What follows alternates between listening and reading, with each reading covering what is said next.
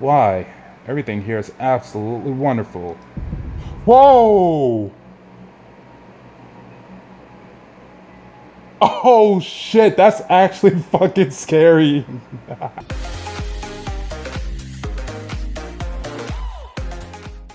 What's going on, you guys? Diggity Sniggity here, and today we are playing another gameplay of The Letter.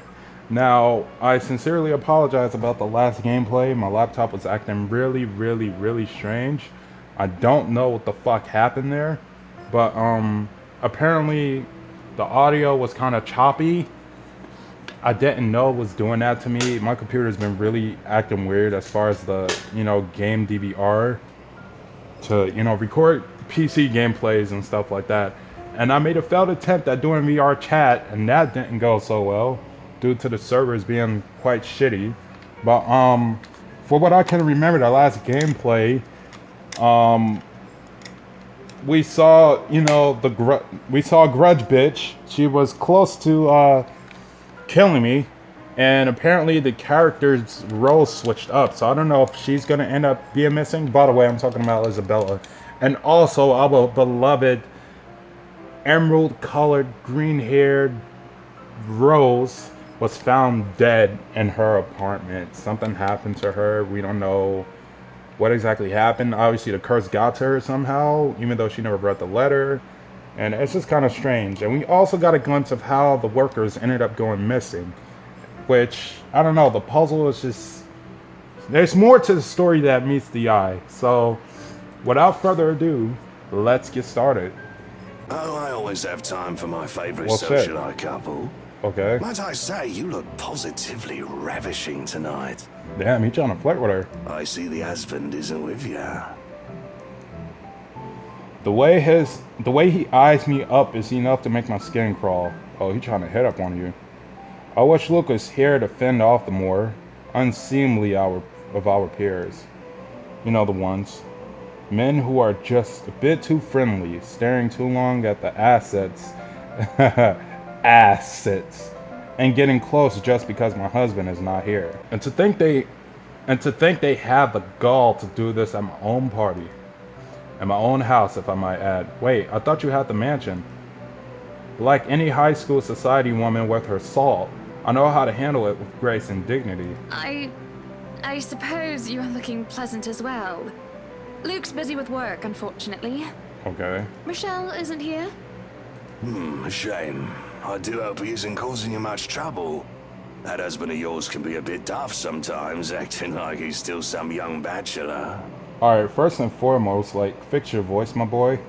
The wife sends her regards and her apologies, but something came up with a doctor and she needed to attend to it. Oh. You know her being pregnant and all. Well, shit. We make small talk. Rather, I'm forced to do so, as he would not leave my side after finding his place there. Much to my chagrin, I don't fucking know. I've been extricated from the few who flock in the hopes of flattering, for I can tolerate them far better than Lee. He is nice enough, and I adore his wife, who is absolutely the brains behind the two. But there is something unsettling about him. I do not trust him as much as I want to. He regaled to me the tales of the Luxbourne Police Department, a different affair to the usual gossip I am privy to. And though I loathe to admit, it is interesting nonetheless.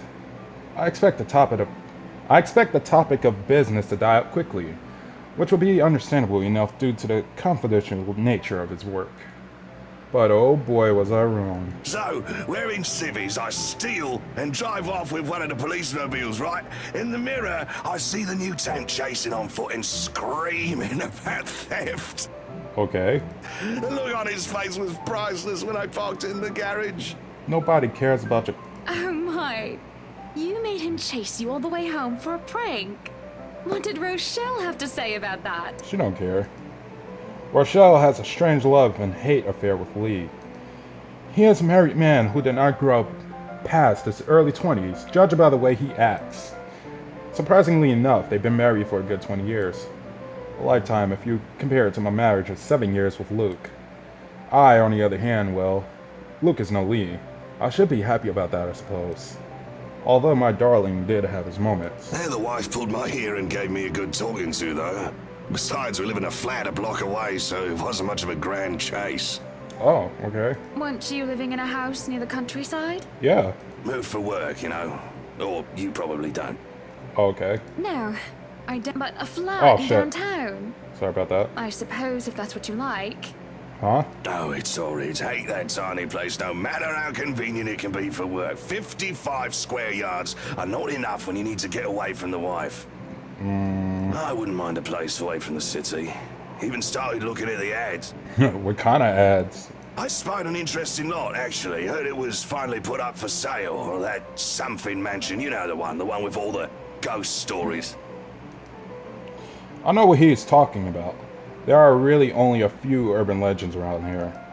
It's... The Ermagood Mansion? Oh my god! That's the one. Worthy of a king it is.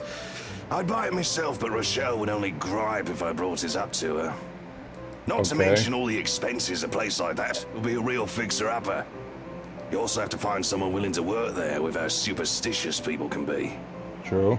If it becomes a problem, just hire someone to do an exorcism. Actually, I do know of someone who could be up to the task. Really? You remember the Ludgates party at their Christchurch summer residence? Of course. It was an excellent soiree. Everything was so classy, too. Fancy ass Such good motherfuckers. taste. Oh, that place was a pigsty until they hired out this interior designer and they turned it into a bloody palace. Really? She worked for the Exodus for their apartments in Soho too, and they recommended her when we were looking up pieces for our beach house in Porto Colom. Bitch, I don't care. I think I have a business card, right? No, I must have left it in my other jacket. You... Anyway, she's You called, tryna flex. what's her name? Marianne, I believe, yes. Miriam McCullough, her sexy ass. But truly, if Oh. anyone were to get that place in McCullough, well, they'd be the envy and the talk of the town. Well, if you put it that way, I might just snatch it up for myself. Okay. This place was starting to feel a bit small lately anyway. Small? Luke is dressed to the nines, as he usually is, and he looks ready for whatever the day would throw at him. His butler and valet wait at his side, just in case he isn't as ready as he looks. Oh, sure, that is normal. What is confusing me is the fact that he is on his way out of the penthouse, considering we won't have anywhere to go until much later. Where are you going? That's a good fucking question. I am to attend the Triad Autumn tasting. I do believe I informed you of this 2 weeks ago. Yes. And might I remind you that I had stricken that off your schedule? Because one, the doctor told you to stop consuming so much alcohol. Oh, he fucked up his liver, huh? And two, I informed you a few days ago about the open house we are going to attend in its place. Oh, wait. Does this take place before? I'm confused. I've even found this marvelous interior designer, Mary Ann McCullough. Wait, they took me back. It's a 3.5-hour drive to Cardiff. I don't have time for this. This is like that little party you threw all over again. You don't inform me of it, and you expect me to stay and be a gracious host when I have business elsewhere. So now we know that we're taken back in time. I guess it's some sort of flashback of some sort. I hope it's not the whole chapter. Maybe this is how it starts. You know how I operate, Hannah. Unless this was penciled in, I am sticking to my schedule. Okay. If I may intrude, the madam is correct. I thought that was a girl. Your physician did insist you moderate your drinking, unless you wish to incur acute pancreatitis. This motherfucker been drinking a lot. And you did have this open house penciled in last Wednesday morning. Right. Bullocks, I don't remember doing so. Buttocks! I don't remember doing so. I'm sorry, I had to add that in. Well, you did. While very hungover, in fact. Okay, he did. Moaned about me being too loud, just like I am, because it's like past 4 o'clock in the morning, and I'm in an apartment complex, and people might hear my voice, but we're not going to talk about that. But gave in after some pushing. Perhaps I was a bit too cruel and manipulative of me, but... Whose side are you on? Come on, Luke. You promised we'd do whatever I want this weekend. yeah. Gordon Bennett, fine. I am giving this house tour of yours a chance. Okay. But If it proves to be a waste of time, I am going to Cardiff, and you are going to take a cab home. Oh shit, he's that kind of husband. I ain't see this side of him. Are we clear? Damn. It's just a bit of a husband and wife for tit-tat. It's just a bit of a husband and wife tit-for-tat, isn't it? All couples have their arguments. Once the honeymoon phase is over, as they seem to call it, reality sets in that you and your partner might not always see eye to eye. Perhaps it's been the years. 7 of them is nothing to scoff at. I just cannot bloody believe I agreed to this. I was really looking forward to the triad tasting. Fuck your triad tasting, bitch. Though sometimes I think it's something a bit more than simple disagreements. And I have to stop myself from wondering where we went wrong. There's always the Triad Christmas tasting in Manchester next month, and that'll only be an hour and a half drive. Have I been neglectful? Have I offended? Have I acted shamefully? Yes, but Cardiff. Ew. Certainly, any problem can be discussed. As long as he doesn't turn me away. Well, there goes my good mood. You're always in a shitty mood, bitch. Are you happy now, Hannah? Are you happy, bitch? Motherfucker, I'm gonna defend myself. You gonna talk to me like that? Yes, I am very happy, Luke. Yeah. Because for once in a very long time, we are doing what I want. As long as you both got the money for this shit. I'm ecstatic. Understood? Don't sound like it. But them look ecstatic. Alright, I'm gonna shut up. And this will be perfect if you stop acting like a child who needs their nappy changed. Hey, that's racist. We will be leaving after lunch for the Ermengarde mansion. Okay. You are going to park your rear in the car and keep mum. And you are going to behave during the tour. They're definitely not American. Needless to say, Luke looks a bit shocked at my little outburst. Look at his fucking face. He opened and closed his mouth a few times, struggling to reply before he crosses his arms to look like, well, a moping child. Any more rules for this little excursion of yours, Your Highness? Okay, bitch. No wine. No wine. Oh shit, that looked like it really hurt him. Unacceptable! I am already not allowed to the tasting, and you would deprive me of that simple pleasure? Damn, he act like he's denied pud. If I see you take one sip today, I will put the stocks under lock and key. Do you understand me? Yeah. Don't forget the bottles he keeps in his dresser. Oh shit. Whose side are you on? How many times in one day can you ask that? Right. As many times as I need you, traitor. Okay. The ride to the mansion is quiet, with Luke having stared out the window the entire way, not paying attention to anything around him. Meanwhile, I am conflicted. I don't know if I should apologize for changing his plans like that.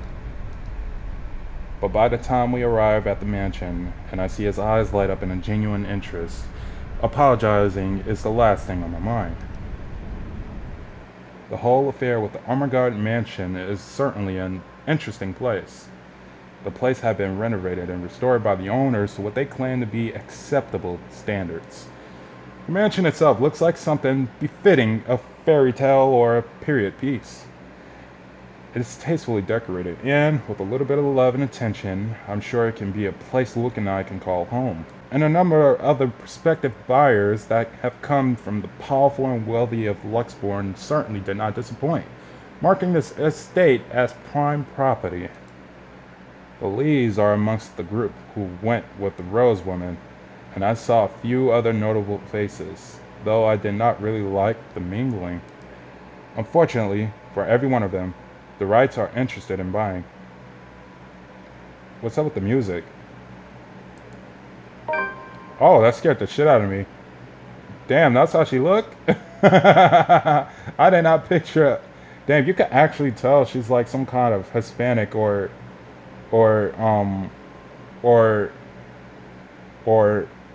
Filipino, whatever. Philippine? I don't fucking know. What's been bugging my mind, however, is that Isabel. What is her problem? I still don't quite understand what is happening. One moment, she's scrambling to give us the paperwork to finalize the sale. Then, she is panicking over some sort of prank letter or another.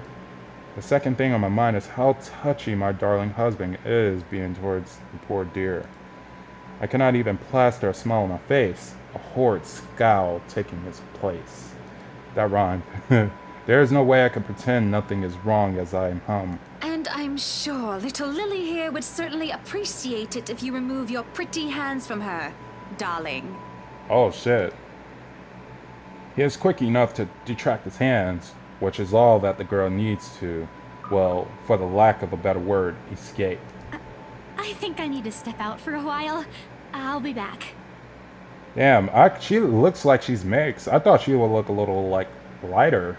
I don't know, I didn't picture it. It's weird seeing her on the other side this time, though. Her partner follows, shouting after her without hesitation. There is an awkward air amongst us as we are left in the wake of whatever that was. Rose invites Marianne in too, hoping to apologize to her as well. But the woman refuses, saying she is not one of her clients anyway. That leaves myself, Rose, and Luke, the lad's all too eager to make himself comfortable in the study he's no doubt already claimed as his own. I can't apologize enough about what just happened. Please forgive Isabella. She's been under a lot of pressure lately. She's young, and all those rumors about this being haunted just got to her head. It should have got to yours. That's why you're dead. Oh, snap! That rhyme. Okay, I'm shut up.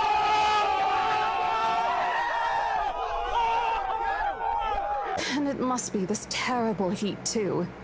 Not a drop of rain for days now. Sounds like my mom. Oh, it's fine.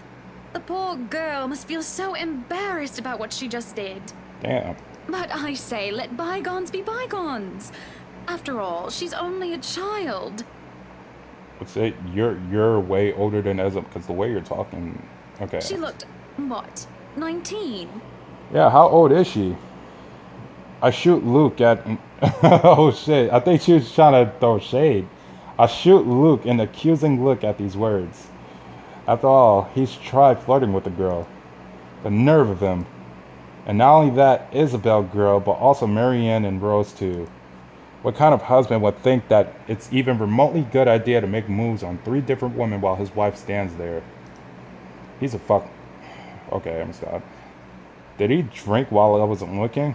Probably. She's a bit older than that.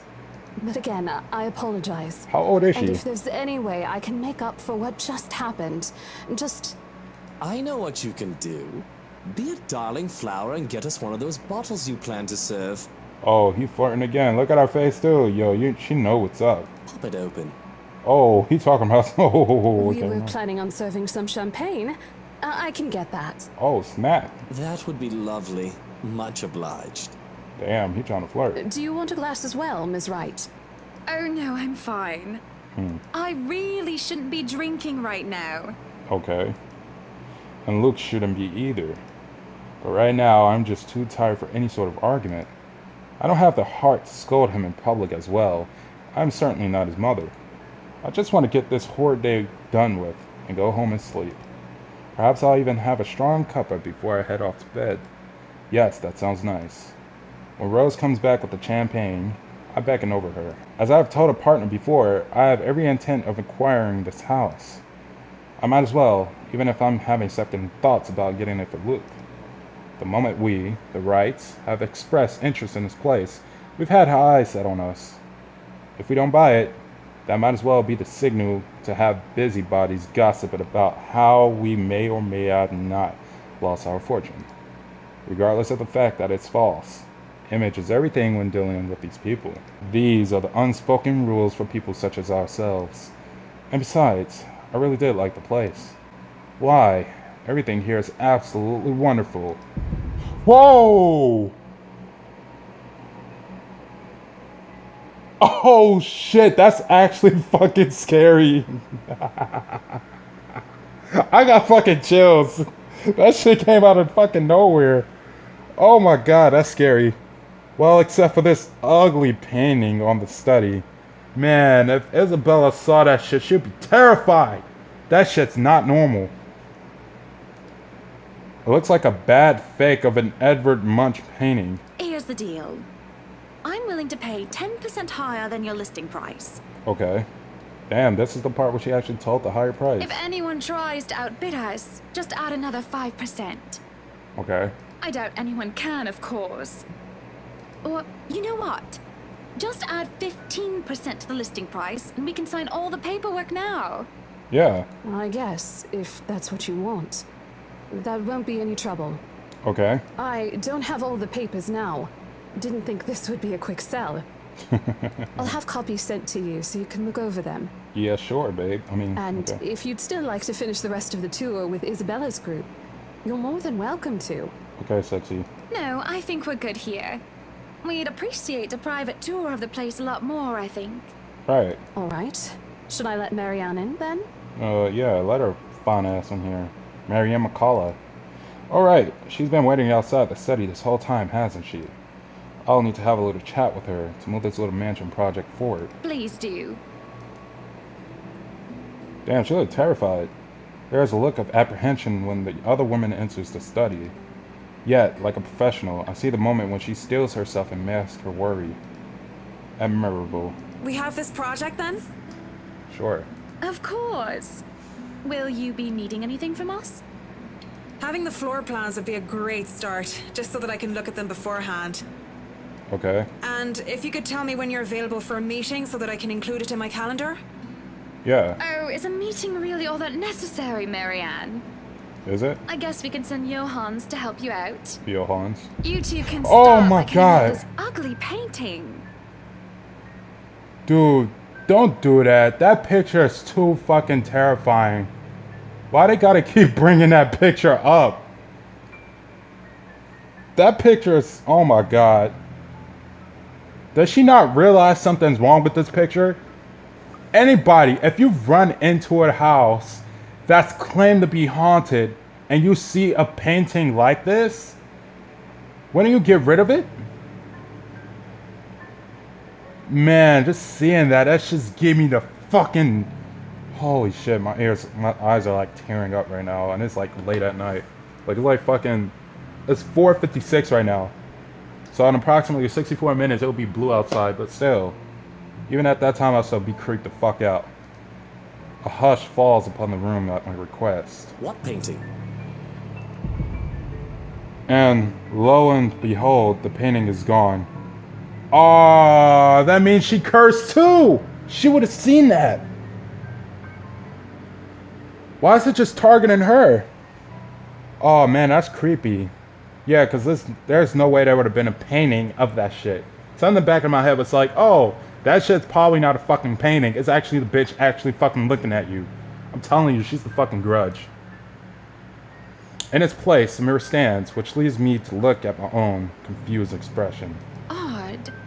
Well, no matter. Back to the topic at hand. Marianne, dear, we are simply far too busy to meet up. Okay. Or perhaps maybe I should. If they're far too busy to meet up, I mean, question a need for a meeting. So that's another way of saying no, I guess. But I mean, why does she have...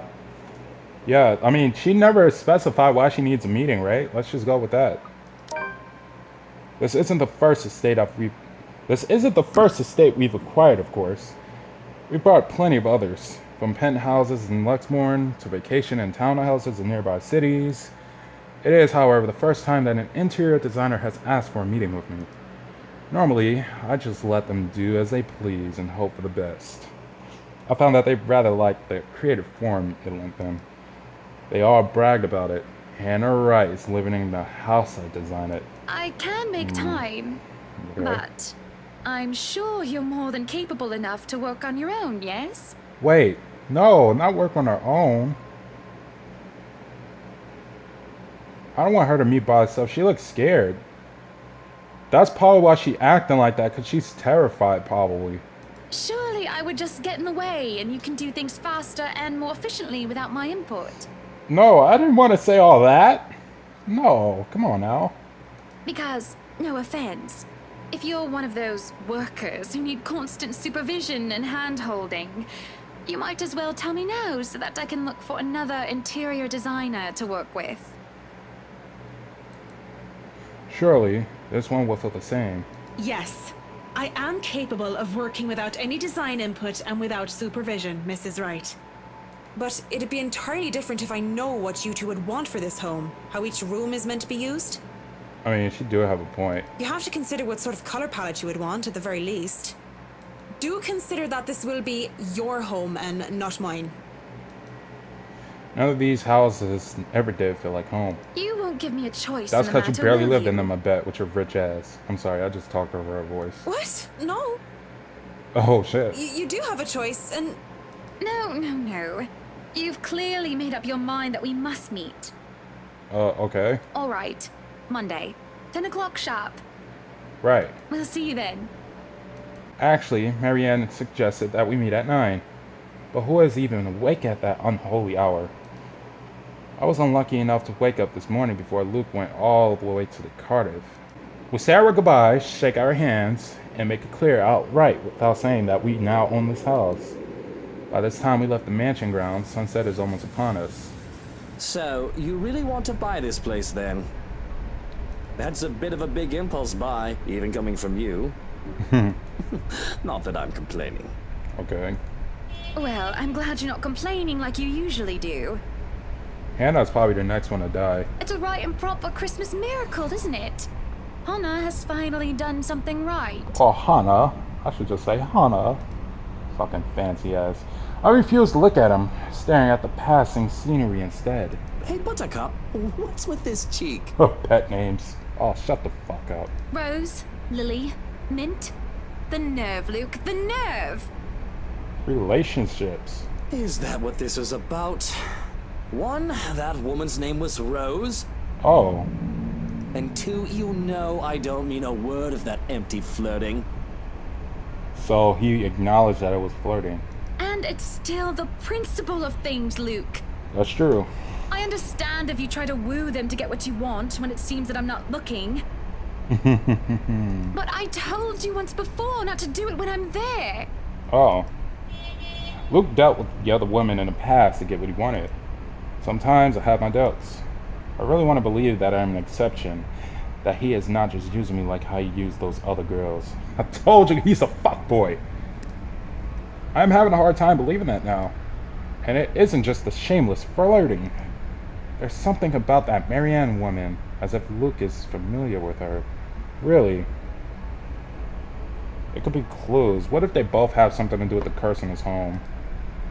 As much as it shames me, it makes jealous rear its ugly head. Jealousy? Sorry. I am selfish to say, ticked off. Really? I forfeit my trip to Cardiff for this, and you're still not happy. And satisfied? Oh, trust me, Luke. I am very happy. Very happy that, for once, we are doing something that I want. Okay. Can you not see the smile on my face? It doesn't look like a fucking smile. It is only when I let loose those words that the truth hits me like a slap on the face. And by the looks of it, it seems to have the same effect on my dear, darling husband. It's always been Luke wants to do this and Luke wants to do that, hasn't it? I don't even remember the last trip we went to, which was of my own choosing, without needing to get a man's approval. On the other hand, I was pulled aside to every single expedition he wished to tackle, and I never objected. The rest of the ride home is spent ignoring each other, pretending the other didn't exist. Arriving right now at our penthouse, my first order of business is to get into bed. Okay, you hear that? It is way too quiet. Something's gonna happen. Forget a hot bath and forget about the tea. I just want to bury myself in the blankets and forget about everything in my slumber. Okay. The tea part just brought back memories of Yuri. R.I.P. Yuri. You know. Okay, I'm getting memories of Doki Doki right now. Okay, let's continue. It seems that Luke has the same idea in mind as he tags along behind me. But this is something I will not allow the moment I pass through the door. Out. Oh shit. What the bloody hell, woman? This is my bedroom too! Right, y'all both paid for the shit, right? Did you? Luke stands, flabbergasted, and as I decided... Luke stands, flabbergasted, as I deny him entry to our chambers. I hate that she called it chambers. Why not just call it a fucking room? His pillows lie in the cold, tilted floors away from the warmth of our soft, down bed, and my gaze promises him the same fate as if he does not budge on his matter. Don't even try to argue, because I am very cross with you, Luke Wright. You can take the second bedroom or the guest room if you wish, but I do not want to see you at all for the rest of the night. Oh, but you probably gonna see something else for sleeping by your goddamn self. Johans! Our butler wanders over, a curious expression on his face. I bet he's gonna ask him to sleep with his wife. He doesn't quite hurry, moving at a relaxed pace, no matter how angry his master sounded. Or should I say masa? No, you are not allowed to sleep in my room, sir. Oh shit. That's not what I mean! Help me talk some sense into her! There is no sense in questioning her right to be angry, sir. True. So, if I might be excused, I'll go prepare the second bedroom for you. Right, okay. I have to keep a straight face as he stomps away in defeat. Mutiny! This is mutiny! Oh my god, they're like from the 17th century, huh? Like, 17th century. I can't say my fucking words right now. The system is being upturned, and the people are rioting, and everything is left asunder. Oh my god, these vocabularies. It isn't every day that Luke is rendered speechless by someone he considers inferior, or to yield to another authority without an ulterior move? I never heard of that. His pride just won't allow it. I do keep telling the man to treat his people with better. He may throw whatever fate he wants, but he will not be getting his way tonight. Oh shit, his way view, right? Oh my god, I don't like how it's all dark. Victorious, I celebrate by jumping face first into our bed. You gonna see some fuck shit, I just know it. Undignified, yes, but nobody is here to judge me anyway. Right? Nobody's here to tell me what to do. Yes, as I come to my sleep, I can hear them whisper to me. Who's them? I can hear them whispering. Who's them?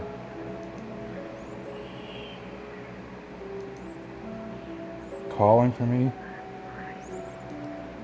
They want me. Need me. What the fuck is going on? They drown me, pull me down and suffocate me in their embrace until I sink to the bottom. A deep abyss awaits, inviting yet foreboding. They're calling me from in there, aren't they? And I do want to help, I do. But when I try to reach out, something pulls me back, like a hook sinking itself into my stomach. Oh man. What the fuck? Okay, I'm glad that didn't scare me because I kind of expected a jump scare, but holy shit. And I break through the surface with a gasp, sorry. All in bed and without Luke to hog the covers, I swathed in cloth and slick with sweat. I guess I was a nightmare. It takes me a while to untangle myself and kick them all off. Both the bed and I are a right mess by the end of it all, but I'm more than eager to just get up and get out for some fresh air.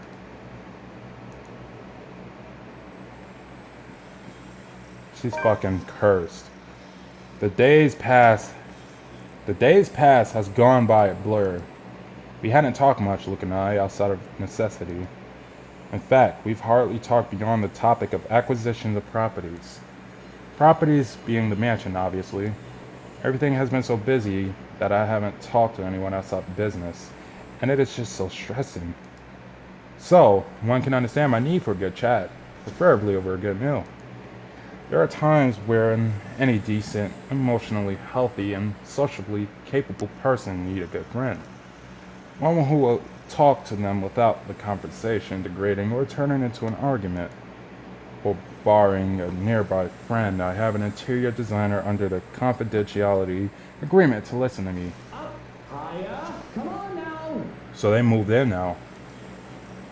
The place is bustling with movers, carrying furnishing here and there, along with the several trunks of belongings taken from our penthouse. Making my way downstairs, walking fast, look back, and I see Marianne giving me a nod and a small smile. I'm a child.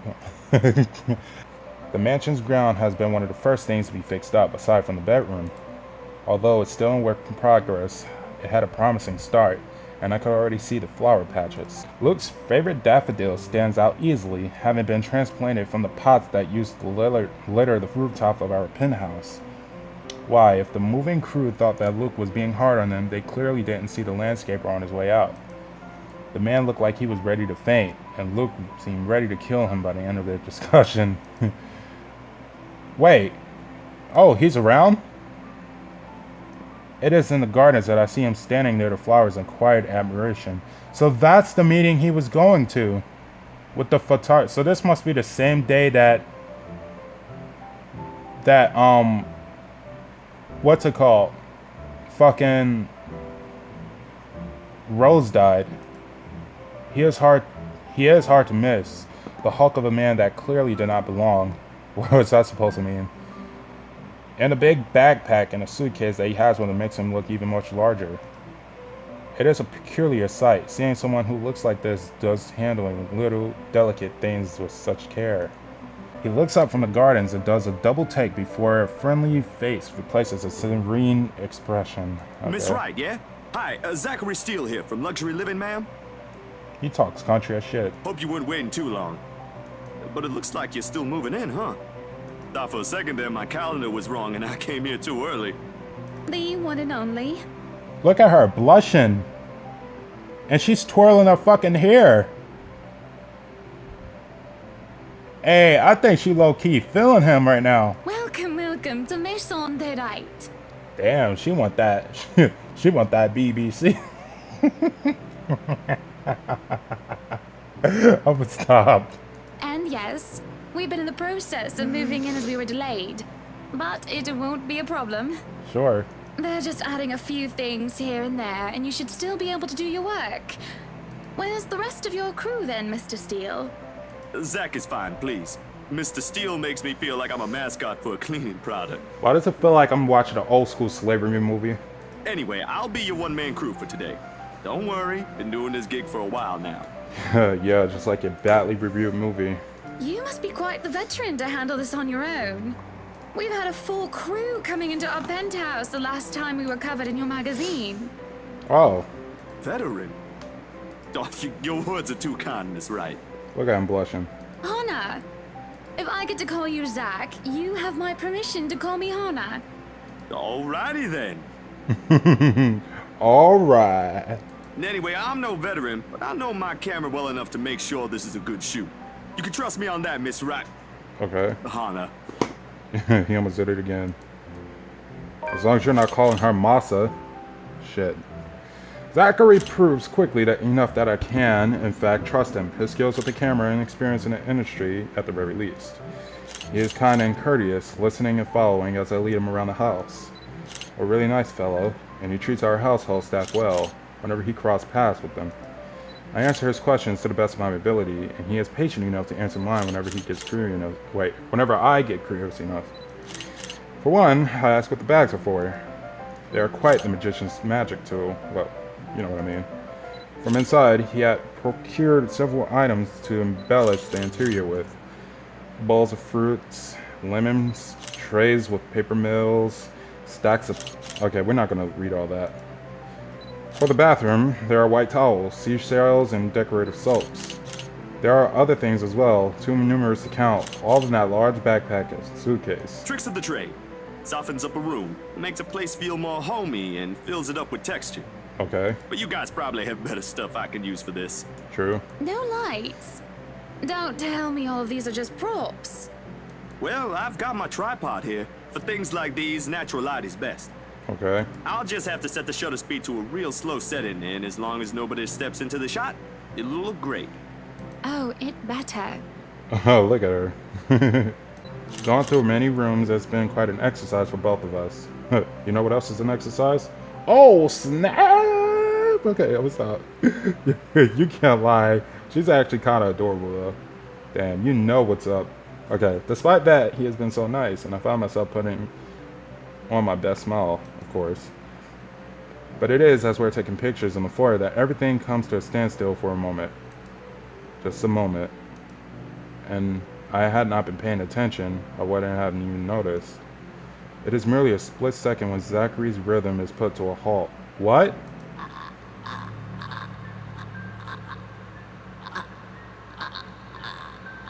Oh no!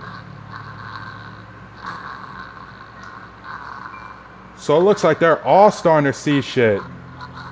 His finger doesn't move to release the shutter. Yet he also doesn't pull the camera away from his face. Gaze still firmly fixed through the viewfinder. Man, he looks terrified as shit. His hands shake, and there is a light sheen of sweat on his forehead. Zachary? No response. Zach? Is something the matter? Damn, she must be after her next. Lowering his camera, he blinks and stares at something behind me before shaking his head. Why didn't you not say nothing? Oh man. Look how she turned her head. I like the animation though. Turning around though, I see nothing that could have gotten his attention. Oh, no, there's nothing wrong. I just remembered something, that's all. Let's get back to the pictures. Can you move a bit more to the left, yeah? Of course you wanted to move to the left more. I struggle to respond this time. There's a sudden weight on my back and an indescribable tightness around my throat. Everything stops. And everything starts again as I manage to choke out. If you're sure. Man, I don't know what just happened. It probably was just a dizzy spell. I'm fine. Shit is starting to escalate. I'm liking this. And he said he's fine. We continued at the same pace as before, although there's an unspoken agreement that we would not talk about what happened. Sorry, I just got so carried away and... See, that's... It's fine. It is really so fascinating to watch people talk about their passion after all. You should see how your eyes light up when you speak so fiercely. You do have very beautiful eyes. I peeped it. I knew it. Uh-huh. Thanks, I guess. I want to say that I understand where he's coming from, but I really don't, do I? I was born with a silver spoon in my mouth, and I've lived a charmed life. It hasn't been perfect, but the difficulties I've been through pales in comparison to what others experience on a daily basis. I certainly don't know how I would have fared were it any different. Would I have still met Luke, and would he have still loved me if it was any lesser? What was your home like? These things you talk about, it sounds like you've... Well, I don't mean to pry, I mean. Live with my older sister and my grandparents. We had a shop selling all sorts of things below our flat. And well, I was one of the few non-white, non-British students in class. So you guys are in Britain? I didn't get pushed around or anything straight up. Even then, I was one of the biggest kids around. But a pencil and notebook would go missing, you know? Oh, that I knew. Children can be so cruel at times. Of course, it may be a slightly different story when you have personal guards, and the stolen item is not a pencil, but an expensive heirloom. So what about you? How you liking your new house? It's pretty impressive. It's nice, I suppose. Okay. You suppose?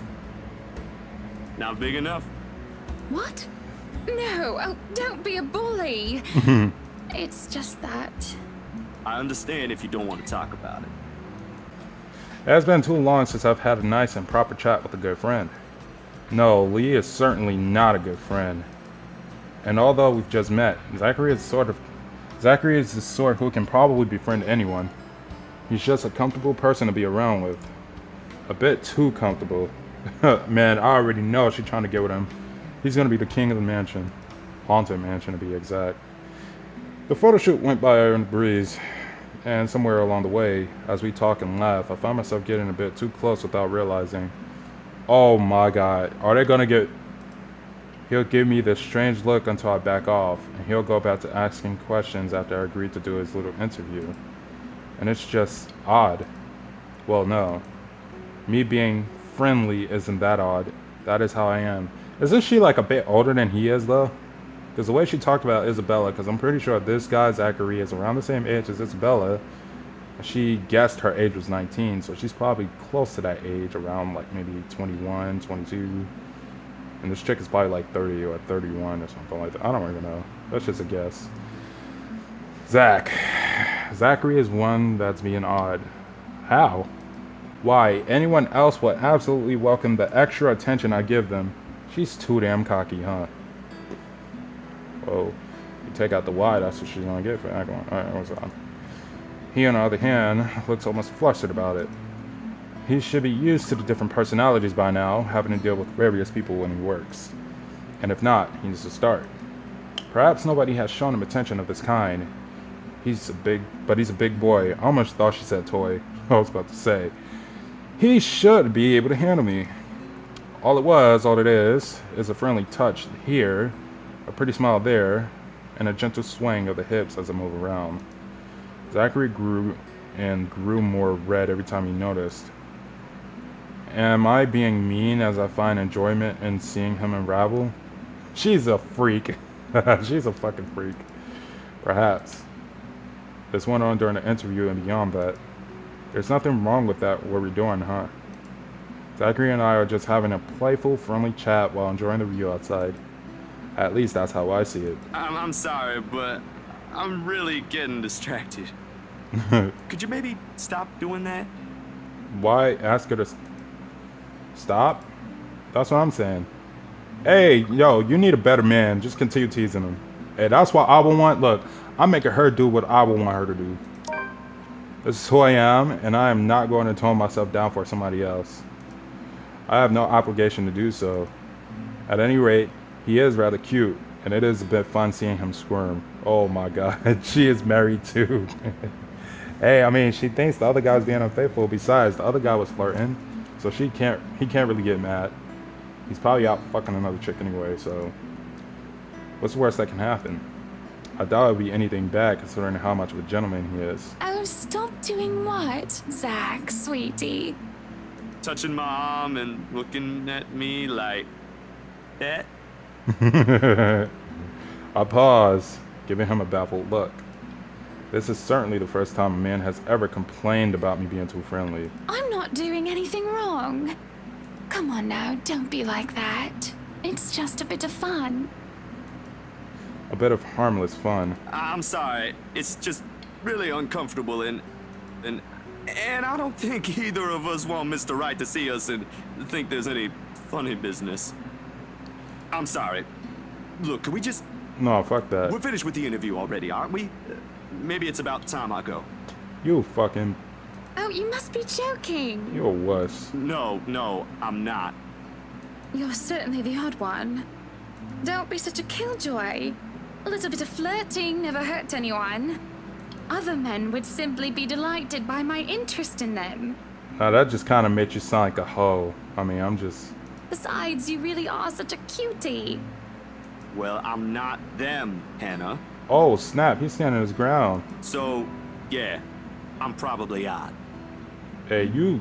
I don't understand you. They sound like they've been in a relationship. Shit. Let me put it this way. You're a pretty lady, so this must have happened to you at least once or twice.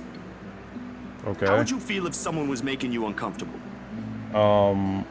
It depends on the context of uncomfortable. Only for them to refuse when you ask them to stop and they make you out to be the one that's wrong? Well, he does kind of have a point. I kind of feel like a dick now. This isn't the same as that. As I try to argue his point, he starts to pack the rest of his bags. This is preposterous. My main argument is, what sort of man complains about the beautiful woman being friendly with him? It seems logical in my head, but the moment I try to say it, it all starts to fall apart. Yes, it is. Unwanted advances don't make me feel macho or anything like that. Okay. I'm not here to argue morals or ethics, Miss Wright. I think I have more than enough for the interview, if that's fine with you. I may be starting to overstay my welcome. I felt deflated. And things were going so smoothly too. I ended up pushing too hard, just when I might have found myself a good friend. I'm not sure if I feel awful because I'm not getting what I want, or because I just compared to the pigs I so despise. You're not even going to let me apologize. You're not a bad person, Hannah. Just Because I really am sorry. people won't always be how you want them to be. True. And apology accepted. But I really do need to go. A friend of mine is expecting me. It's getting late. So I guess this friend of yours is not Isabella? Let me see. Damn, it's below the fucking shit. Her relationship with Zachary is like negative. Oh well. I mean... Will you visit again? I will be asking for copies of those photographs. Yeah, sure. I'll make you a copy. That will be much appreciated. Okay. I'll ask Johans to see you out. Sure. I feel sick to my stomach as I watch Zachary leave. It is silly to be upset over falling out with a man who was, only a few hours ago, a complete stranger to me. That doesn't excuse my boorish behavior at all, and it doesn't make the ill feeling any better. Idling about, I stare off into space, unsure how I feel. And I stay good for a while, just standing there until the sun sets into the horizon. Disheartened, I proceed back into the mansion for supper. Entering the diner hall causes me so much confusion. Something's about to fucking happen. It is dark.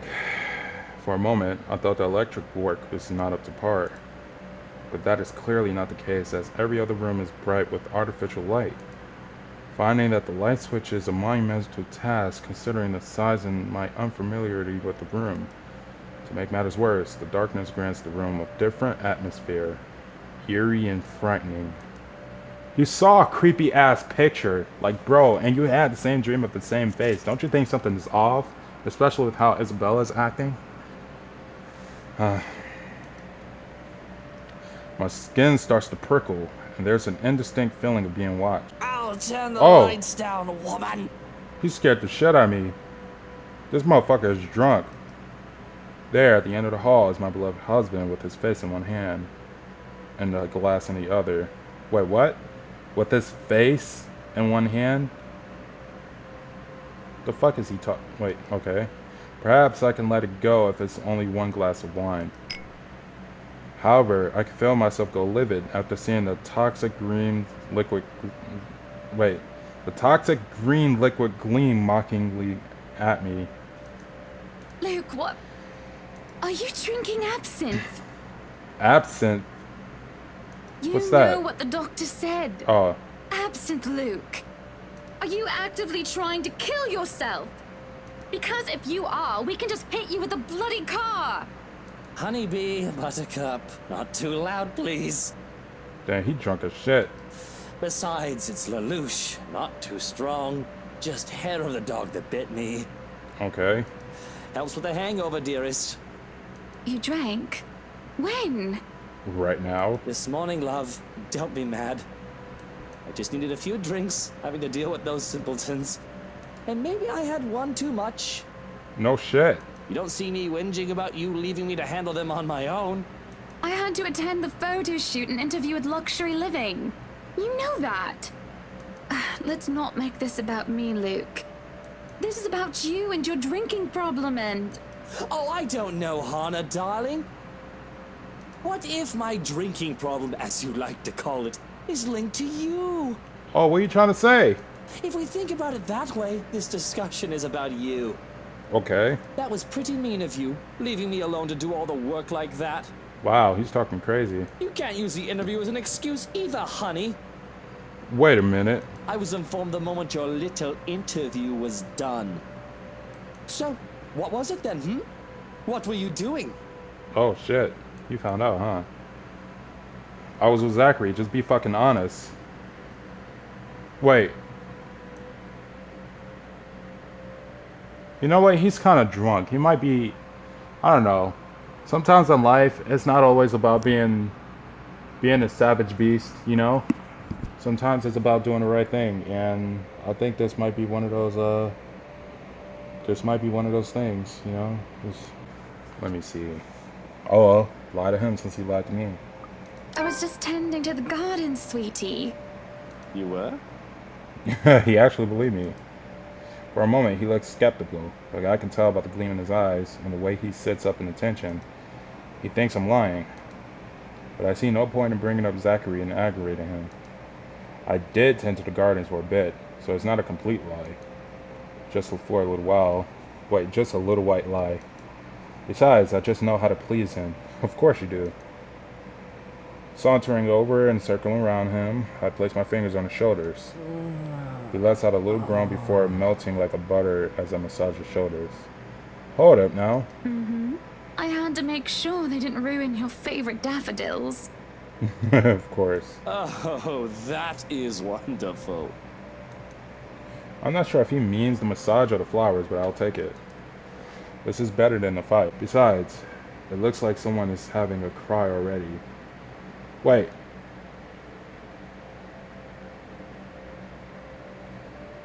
I'm hearing a noise. The wailing is far away and muffled. Yet, at the same time, it shakes me to a very core as I hear it. That's off. We've never been in this house at night, just thinking about it. This is creepy. As if the suffering is just standing right beside me. Hearing it sends a chill down my spine and makes my skin prickle with goosebumps. Who is that?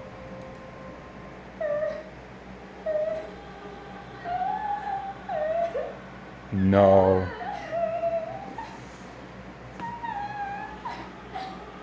Holy shit. Curiosity sinks in as I follow a sorrowful sound into the kitchen and into the wine cellar hatch. Hello? Is anybody down there? I'm curious and concerned, but there's no way I'm going down into the dark and humid underground. I'm not as enthusiastic as Luke, who considers himself quite a connoisseur. You're not gonna get your husband? However, I cannot bring myself to go to bed with this racket going on. If it is one of the household help, they would surely need some talking. Wait, at this time, really? After all, this wouldn't be the first time I've gone and found one of the maids sobbing their eyes out over one thing or another. As professional as our staff are, they are still human. More often than not, it was either Johannes or I who'd calm them down, who'd help them figure out how to go on about things. Unfortunately, I'm not in high spirits right now, so I'm not as wholly benevolent. Call them out? The fuck? You gonna open the latch? You know what happened in your dream? Oh, I knocked 3 times. Waiting for any sort of reply yields me no Waiting for any sort of reply yields me no results, and I've already touched the floor. Hatched far too many times than what I like. Okay, I cannot read because the sobbing is getting to me. I'll take a deep breath before reaching out again to whoever's inside. I've learned from experience that people respond better with kindness than threats. Shouting angrily would not help in coaxing them out. That's true. You in the cellar? But that's a fucking Do ghost. come out? It's probably the goddamn ghost. What if that's Marianne McCullough? What if that's Marianne? And she probably sees some like crazy shit and she like went down there and that's my guess. We don't want Luke waking up and finding you in there, do we? That man would go ballistic thinking someone was trying to steal his precious wine.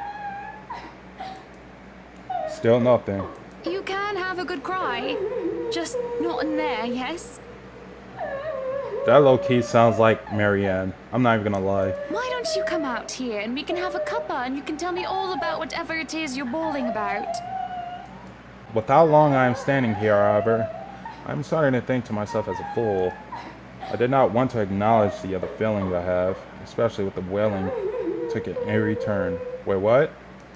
The thought of being played with didn't sit too well with me, and I had to stop myself from getting too high-headed as I tried one more time. Now you come out of there!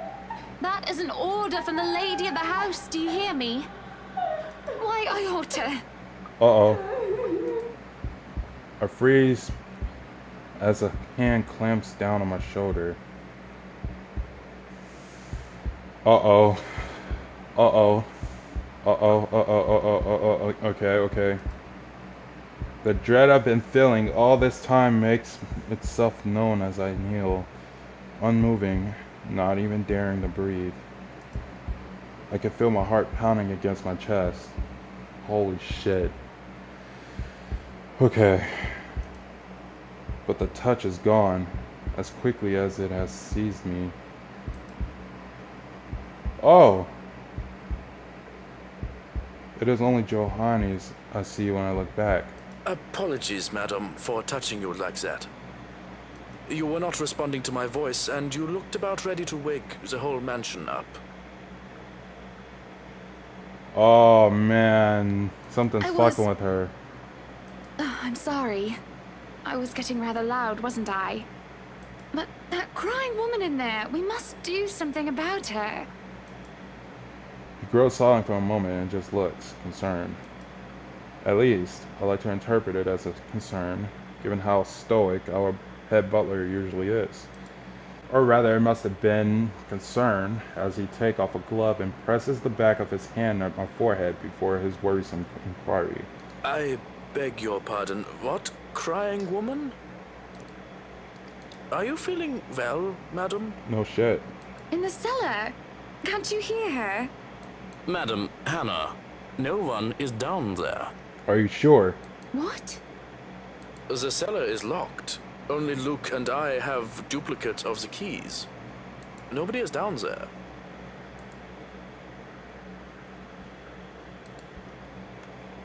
But when I listen once more, I hear no crying. Tugging at the hatch for good measure prove his words to be true. The thing won't budge unless I had a key, short of using power tools on it. Perhaps it is time for you to go to bed, madam. You're fucking cursed. You are simply tired and hearing things, a perfectly normal human experience. But if you are still experiencing auditory hallucinations in the morning, you are free to consult with me. You're not a fucking doctor. You're a butler. There is a cold feeling in the pit of my stomach as he helps me to my feet. What he says makes sense, and who am I to question someone who used to be a doctor? Oh, never mind. I stand corrected. I'm just tired, that's it. Long day of moving, the interview, dealing with Luke. That has all drained me of any proper sense. Yes, I suppose you're right. I just need some sleep, that's all. Of course I'm right. Bitch! Go on then. Gute Nacht. Good night, Johannes. Good night, Okay. house. Damn, everybody partying. Hosting parties is always the same old song and dance, no matter how big or small it is. You make sure your guests are well fed, have good company, and have them generally enjoy themselves. So when my opening remarks are done, when the band has started to play and the guests have started eating, I find myself wandering around aimlessly unless I am pulled aside. For a while, I stay with a small group and entertain them before excusing myself. And when they're not around anymore watching me, I end up watching them. When they don't listen, I do. A local banker is having trouble with his daughter. He wishes to marry her off, but she wants nothing more but to make music. One of our hotel managers worries about the stolen belongings of... Alright, I'm skipped. Then there's that rose-haired girl again. It is hard not to notice her with her distinctive look. She is kinda cute though. She also lacks the grace that the other ladies have, though that does not make her any less beautiful. You would catch his eye a lot better if you wore nicer clothes, don't you think? Well, shit. Didn't realize the housewarming was going to be this fancy. I would have gone with a nice dress if I knew. Oh, you're fine, You wear the same dearie. goddamn outfit the whole game. It's only really the parvenus, those who climb, that come to these parties all dolled up. Quite the black-haired beauty, isn't he? The boy comes over, but I do nothing to speak any softer. He merely passes by, and it is a wonder he doesn't hear what I say. Who, Ash? You know, you really shouldn't have turned down those offers. If I wasn't married, I'd happily go dancing with those young men. But you said a name. Ash. That's the exquisite lad you've been looking at all this time. She obviously likes him. I don't know him, and I'm the one hosting this party. That must mean you know each other. Is he your boyfriend then? Because that would explain those rejections. Look at both of them. In all my life, I have never seen a face grow red so fast. The shade of her hair did not help as well. This is the most pink I've seen on a person, really. What? No, that's ridiculous. He isn't my boyfriend. Such a violent reaction. A simple no would have sufficed. Many here would be happy to hear it. Okay. And I haven't been looking at him. That's right. You've been staring. Quite heatedly, in fact. Although I'm not sure if you look like you want to kiss him or kill him. Wow. It's more the latter currently. Yep, she proved my point. Just don't go murdering him on my property. I don't want to walk into a room and suddenly find a body there. Foreshadow. I feel like that was foreshadowing. I waver as I feel the burning of someone's stares. It is chilling, and though I'm used to enduring the gaze of others, this one makes the hairs on the back of my neck stand up. Wait, what? Oh my god. Bro, she might be after you now. It is chilling. Oh man, I already read that. My attention is pulled from the girl and I see the woman staring. Dark-haired and dirty, she looks more like a beggar than a guest. And I have the mind to call the security at her when her mouth breaks open out into a grin. All I hear is her laughing. Taunting. Her stare makes my blood run cold. Holy shit. She looks at me like I am nothing but a pig to slaughter for her amusement. It makes my hands shake and I nearly drop my drink. But then, in a blink, she's gone. And the buzz of the party returns. I'll keep that in mind, but are you alright? Man, why don't they say anything? Yes, sorry. I just thought I saw something strange. It must be the trick of the light. Right. Anyway, on a right, as you must already know. Rebecca Gales. Gales. Her name is familiar, like a fond memory. I recall a kind lady, a private tutor who treated me like her own daughter when I was young. She'd even bring me food when there was no need to do so, usually stovies, which I honestly hadn't been too keen about, though I ate them nonetheless because she brought them for me. Oh, the professor! And your little Becky! What? So I guess her mother must have been her teacher? Her tutor? My parents couldn't make it since they're in Scotland right now. And Mom says hi, by the way. But yeah, that's me. Little Becky. We met once before. Really? Yes, oh, I remember you! You were the cutest little thing with glasses! And when we met, you were having boy troubles with this lad called something with an A. Oh yeah, Ash, huh? What was it again? Aaron, Alan, Adele, Albert, Alexander, Andrew? Ashton. The more I list off names, the more red and the more quiet Becky gets. She starts to look a bit more miserable as her body language shows discomfort and stiffness. Perhaps I have triggered a horrid childhood memory. Surely I haven't been mean when she visited her mother. I don't quite remember all of it. Ashton! Ash!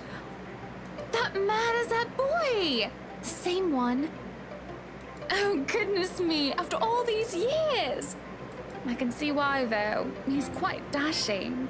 Okay. You don't really need to announce it to everyone within earshot, you know? Keep it down. I'm so sorry, but it really is cute. And a tad bit sad. This is a nice party, Miss Wright. Please, Anna's fine. We're friends of a sort, aren't we? We must be friends, seeing as I know about your little infatuation, Becky. Don't you worry, dearie. You'll have your happy ending yet. Sure you will. I'm not too concerned about that, am I? That's not what I'm looking for. Oh? And what makes you think that? Doesn't everybody want their happy ending? True. The idea of happy endings sounds like they're just for fairy tales. And they are, sorta. I don't think you can just sit around, trapped in some tower and hope for the best. If you love them, you have to fight for it, right? You're not just going to sit there and hope that everything will just fix itself on its own. True. Like everything, you have to work at it. That is definitely true. But what do I know? There's a grimace, although she starts to relax around my presence. How long has it been since we met as children? Certainly a long time. She was tiny back then, if I recall correctly. I'm sure the daughter of the two greatest professors I've ever known is smart enough to know what she's talking about. But have you told him how you feel? And it's been what? 20 years? 17, actually. But no, not yet. He can be a bit dense. I was hoping that maybe he'd notice on his own and... Well, that won't do. What if you two become husband and wife?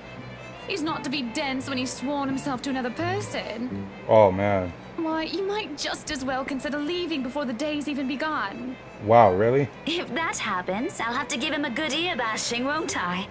Whoever anyone ends up with, it's not going to be a perfect relationship anyway. True. There's going to be things you'll love and things you'll hate about the other person. We're just humans. It's funny. Here I am, trying to give you advice when you did the very same thing back then. I remember you giving me a makeover when we were still kids. And you were the first I told anyone about my... crush. The music of strings and the chatter slows to a grinding halt as the door from the foyer opens. What? The last of the latecomers should have arrived moments ago. And anyone else this late would simply be too embarrassed to show their face. So this can be only one person, or rather one man. There is only one man who is audacious enough to arrive at his own party so late. That's probably not even him. Good evening, ladies and What? gents. Enjoying the party? Where the fuck's he's been all day? I hope I'm not too late in welcoming you all to the Wright Mansion. Unlike I, who was raised in the spotlight and simply grew used to its presence, he sought it out every chance he could, even when there was no spotlight that shone. What the fuck was he all day? I feel like he killed Rose. Welcome one and all to our humble abode. Tonight, if you have yet to find yourself in your roles, you are our ladies and lords of the court of your king and queen, if you would excuse my presumptuousness. Okay. So, enjoy the feast that has been laid out for your senses as we only allowed the best to be served. Enjoy the rest of your night, everyone! There's a round of applause, cheers, and even some hoots. Guests approach us left and right to shake Luke's hand and greet him personally. Praises on their lips, sorry. It is because of this that I did not see her. Wait, what? I do not see her until she is dangerously close, with fury in her eyes, and she's already spitting venom. Who? Wait.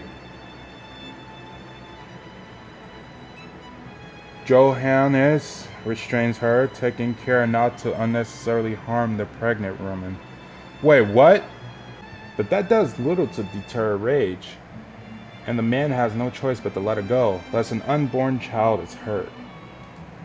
Although it might be too late for that, as I see an empty glass of wine in her hand. How much has she invited him? Are you feeling ill, Rochelle? Perhaps you need to sit down and... No! Shut it, you monster! I ain't talking to you! I'm talking to this scumbag over here! You bloody bastard, standing there with your smarmy smile. The fuck? She interrupts me, jabbing her finger in my direction before she rounds on Luke. Even as whispers and murmurs break among the guests, all I can focus on is the heat of the moment. Obviously intoxicated, judging by the smell of the alcohol in the breath. I'm not ticked off about this little display of hers, at least not yet. But I am absolutely pissed by the fact that she'd endanger her own baby by drinking. That's true. There's a considerable amount of restraint and grace that I must exercise while I wait for her tantrum to subside. I keep a patient, if tight, smile on my face. Luke's expression, on the other hand, is indecipherable. Watch your tongue! You're on thin ice, Rochelle. You're treading on thin ice. Okay, where's your husband? Who even invited you? Oh, shit. I did. And I told you with great emphasis not to. Now we have a drunk, hormonal, pregnant woman causing a stir. Oh my god. What is even going on? I am just about to ask the same thing. That's true. That's really true. I don't know. But Rochelle, do calm down before you hurt yourself. I can't understand a word you're saying. Where is that husband of yours? Lee! Collect your wife right now! Don't you fucking talk like I'm not here and you're not responsible, you ass! What? You told me that I should wait for you in the gardens. Really? Excuse me. What is this nonsense you're going on about? Crazy talk. That's all it is. Just completely and utterly mad. Has anyone seen the chief inspector? He probably got her pregnant. I am pregnant with your little bastard. You promised me you'll take responsibility. I am not fucking surprised. Perfect guess. Round of applause. I've never been so proud of myself. God damn it, Luke. I finally got you to talk to me after months of silence, and you do this to me. She need to shut her drunk ass up. What do you mean you're pregnant with? Luke, is this true? Yep, it's Lies true. and slander, woman! It has to be true. Security! Yo, Hans, take her out of here before she makes an even bigger fool of herself! Okay. No, you do not do this to me. I was so ready to leave my stupid oaf of a husband. I told you to leave that damn wife of yours. Really? Look at her. Does she look like she wants a baby? Does she look like she could take care of a baby? Really?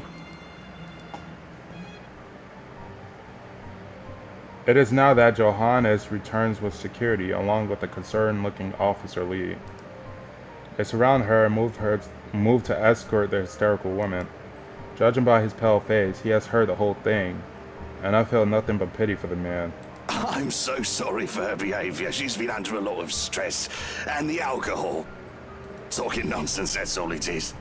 You're not allowed to drink because of the baby, Shelley. What are you thinking?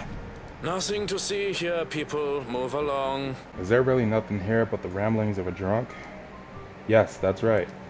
There's no way that what Rochelle says is the truth. What she says doesn't match up. Oh, yes it does. I know Luke. If such a scandalous meeting are to be arranged, he won't do it in such an exposed place, especially not near his precious flowers. And he definitely won't promise responsibility over a child unless it can be helped. Besides, Luke would never go as far as sleep with another woman, right? I mean, he's been flirting with other... Hey, I figured you could use the save. You looked like you weren't doing too hot back there. Do we need to call a doctor or something? Oh no, I'll just be needing some fresh air, that's all. Some help getting out of here would be much appreciated. Shit. Sure, that won't be a problem. I wanted to get away from this drama too anyway. Just... Hey, Zachary! Hey, Zach! At the mention of his name, I can't help but seek him out in the crowd as he makes his way over. They know each other? Becca, this is a real oh, hey, Miss Wright. Hello, Zachary. I told you to call me Hannah. Did I not? Yeah, you did.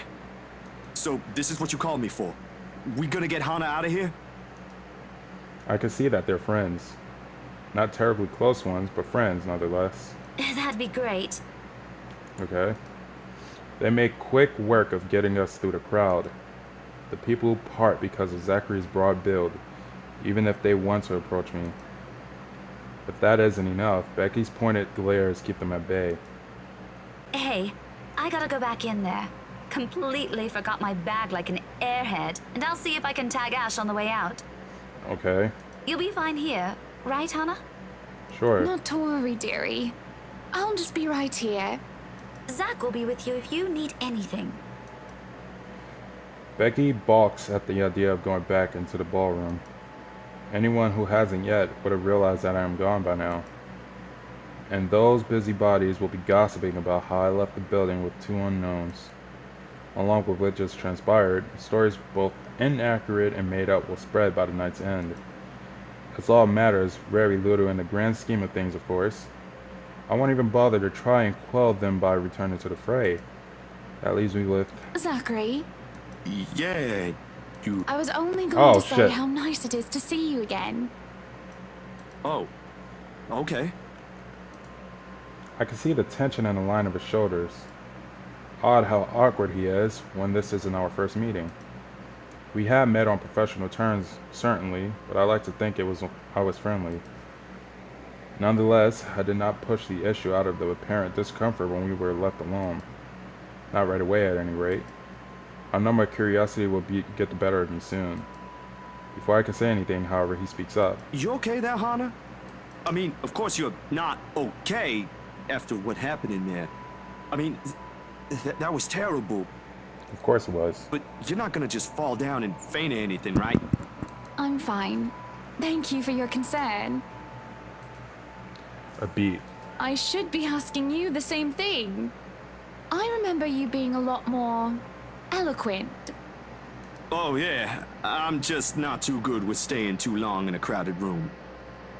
Or handling intense drama, you know. Sorry about my clothes.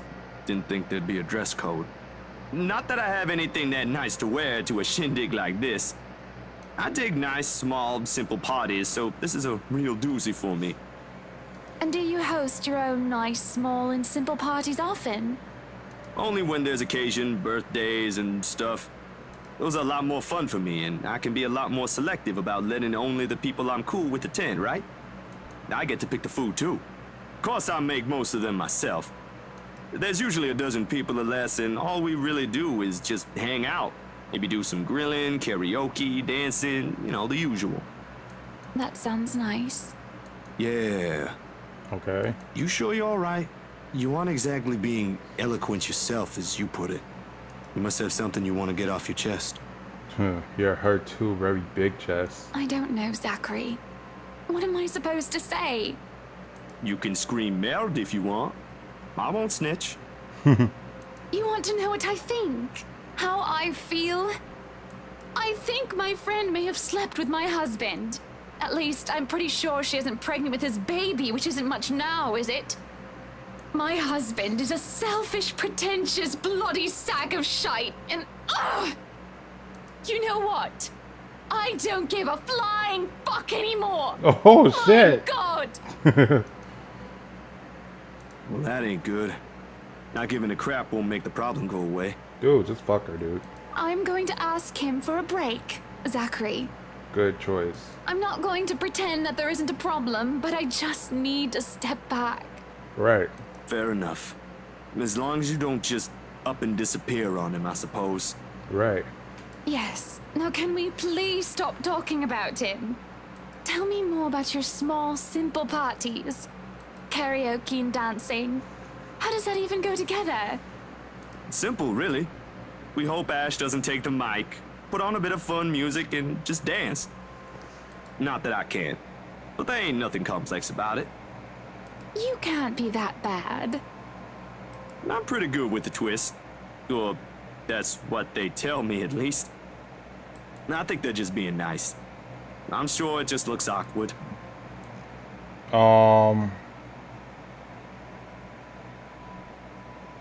I guess at least you can cook, right? At least you can cook, allegedly. You still bring no proof. This party ain't exactly a potluck, is it? True, true. Perhaps you can invite me to one of your simple parties. I will bring the cake. Yeah, why not? But with a cake that big, like at your housewarming party, we'll be eating frosting for weeks. Maybe make it a little simpler and it's a deal. Simple would be nice. True. October 29th, Saturday. Oh. I wish the same can be said about what I'm about to do. Wait, what day did they say it was? Cutting too deeply into my sausages, I opened my mouth and I excused myself. That is, until I spied Luke mashing and stirring his poached eggs with a fork like a petulant child. He has been silent all the while, his chin in hand and elbow resting on the table. I worry that my absence after my debacle may have caused him more harm than good. Luke, I think we need a bit of a break. Oh, she need a break. You know, some time apart. Right. At my words, he grew still and silent.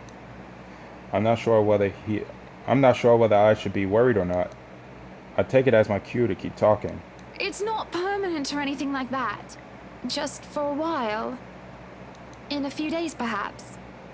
I was thinking I can move back into our penthouse in the meantime, but I won't be moving out right away, so that I can help settle everything here. And I haven't even thought of packing yet. And I'll want to ask Johans to assign some of our staff. Unless you want the penthouse anyway. Then I'll stay here instead.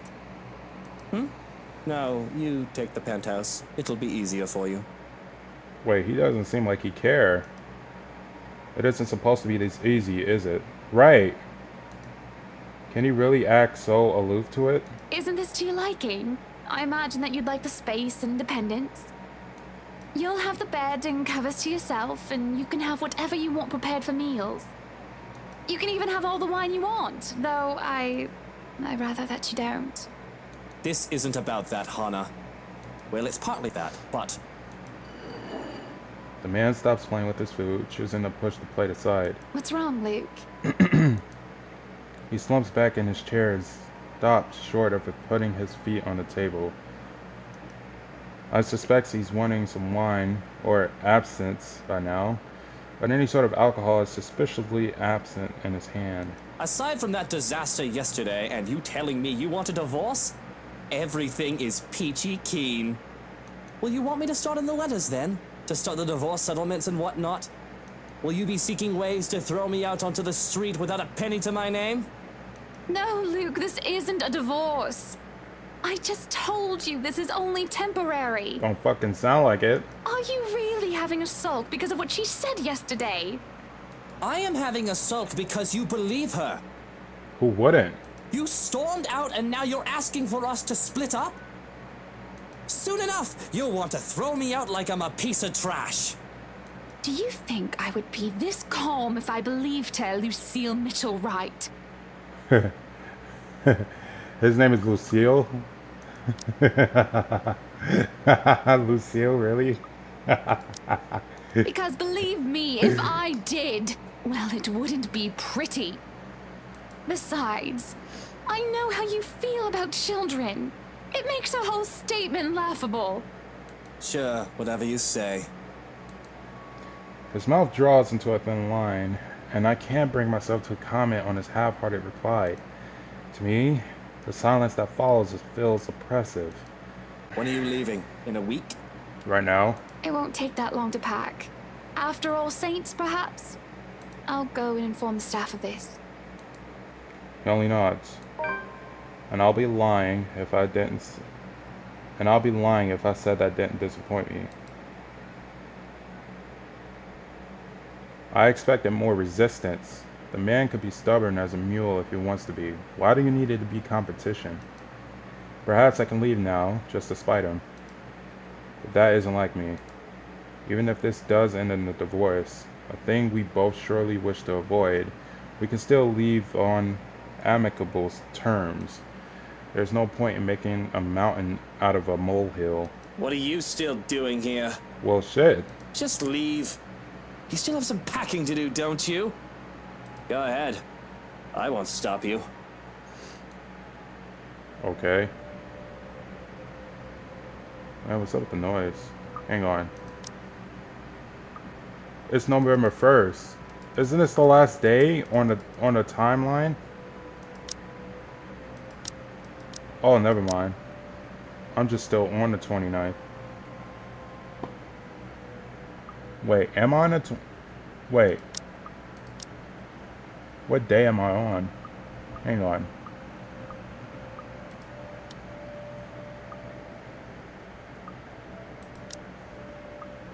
Did it say November 1st? I think it said 29th of October, right?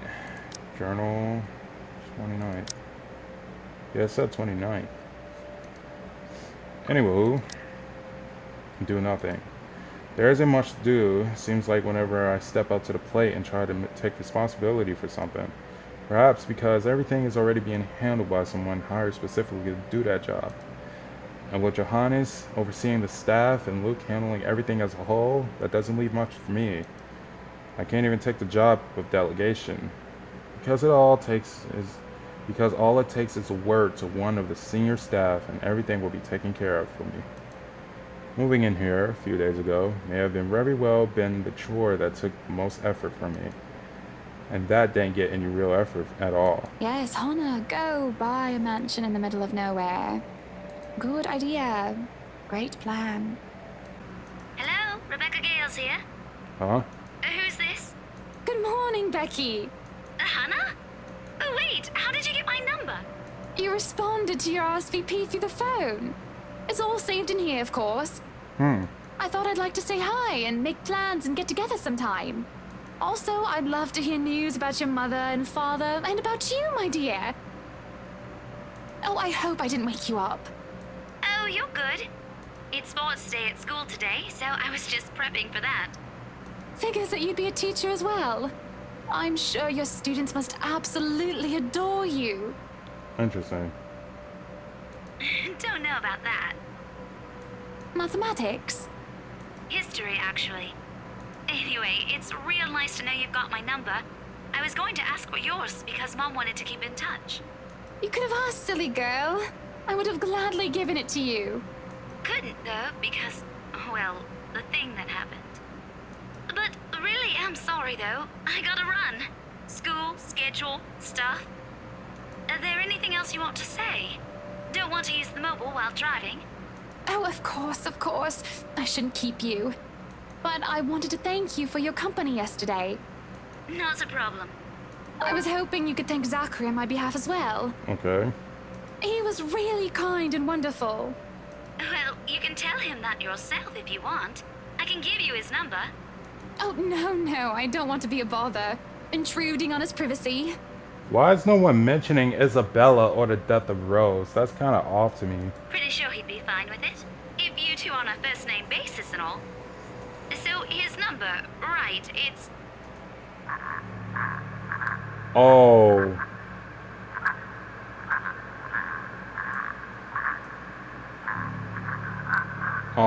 A strange clicking noise drowns out most of her words too. I can barely understand what she's saying.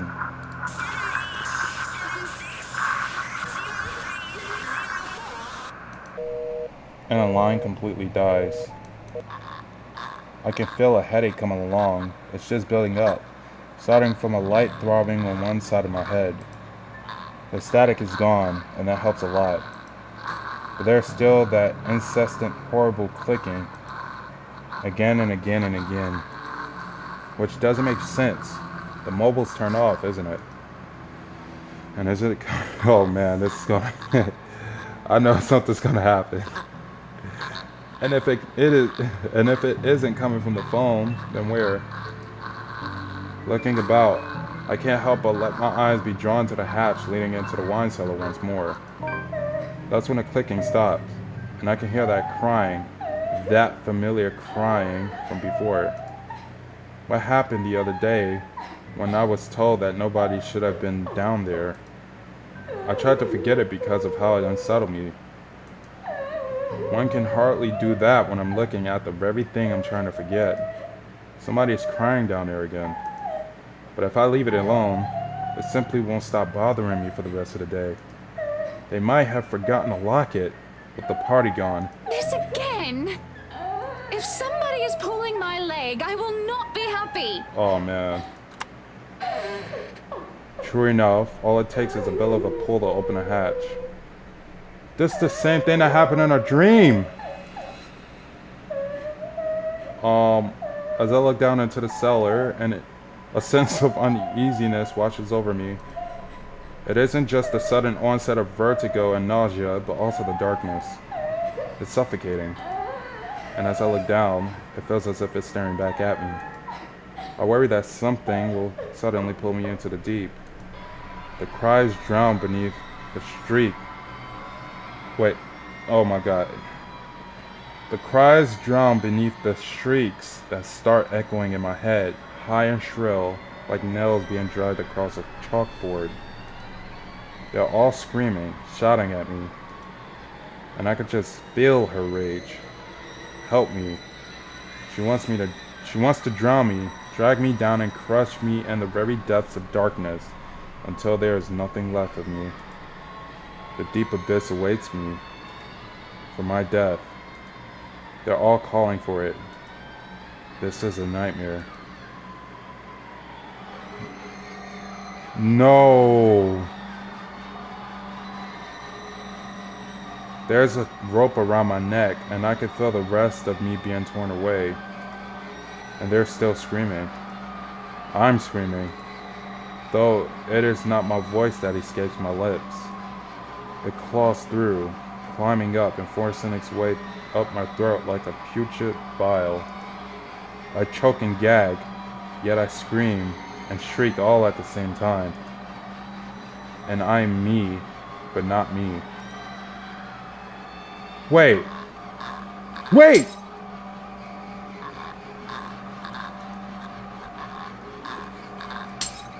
Whoa!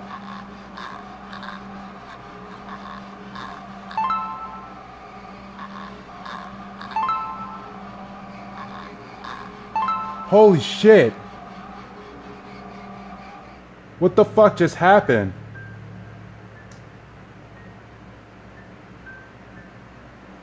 Was I about to die? It pushes me down on my knees before I'm prone and vulnerable on my stomach. It makes me tumble, and I could just feel my whole body seizing, writhing on the floor. Everything and nothing hurts. It feels like I'm on the verge of death. And if I'm not dying, I nearly wish I am. Hannad? Hannad, what is going on in here? Why are you? Oh. Brains. Luke, please. What happened here? Well, shit. Who did this to you? I don't know. I'm so sorry. Shh, it's all right. You're safe now, Hannad. What the fuck? You're safe now. You're safe now.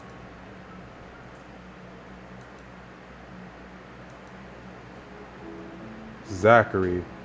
The floorboards are cold under my feet more than it usually is. The walls more forbidding than what I'm used to.